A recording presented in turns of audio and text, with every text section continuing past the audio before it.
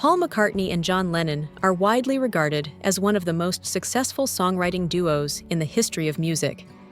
They spent years collaborating closely, creating some of the most iconic hits of their era. Their first meeting took place during their teenage years in Liverpool, but according to a mutual friend, their bond didn't form immediately.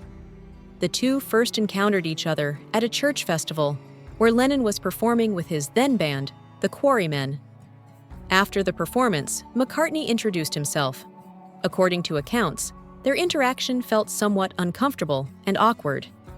Pete Shotton, a childhood friend of Lennon, recalled in The Beatles, Lennon and Me, that during this first meeting, both Lennon and McCartney came across as reserved. Lennon, known for being cautious around new people, seemed guarded, while McCartney, though polite, gave off an air of quiet detachment. However, McCartney soon eased the tension by suggesting they play music together. Despite being reserved, he wasn't shy, and he eventually pulled out his guitar and began to perform, effectively breaking the ice. Although Lennon initially viewed McCartney as just a younger boy, he couldn't ignore the younger musician's remarkable guitar skills.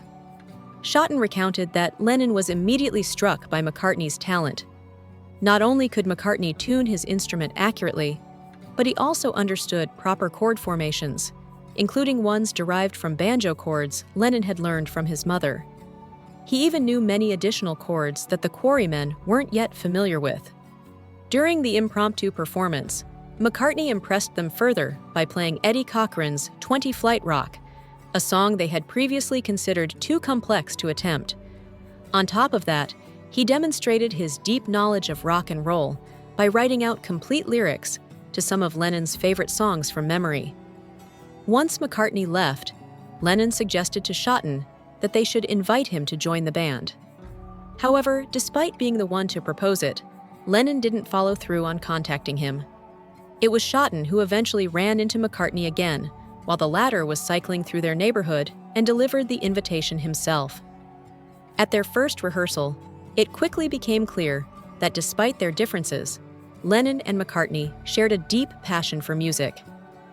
This mutual interest laid the foundation for their friendship. Shotton observed that both young men had already been dedicating much of their free time to practicing guitar, sometimes even playing in the bathroom for privacy. Naturally, they began rehearsing together frequently. As they spent more time playing music side by side, their initial emotional barriers dissolved, and they gradually became close friends. This early connection would eventually lead to a years-long creative partnership that left a lasting mark on music history.